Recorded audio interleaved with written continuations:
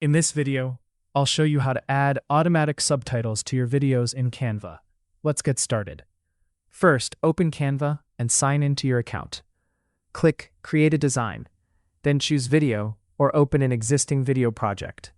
Next, go to Uploads and click Upload Files. Select the video you want to edit and wait for it to finish uploading. Once it's uploaded, drag the video onto the timeline. Now, click Apps from the left-hand menu. Search for animated subtitles and open the app.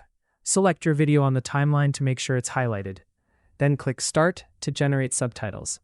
After the subtitles are created, choose the subtitle style you want to use. Canva offers multiple subtitle styles, so pick the one that best matches your video. You can also customize the subtitles by changing the font, size, color, and other text settings. When you're happy with the design, click Generate.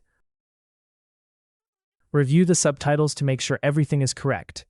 If needed, edit any words that weren't transcribed accurately. Once you're satisfied, click Generate Video with Subtitles.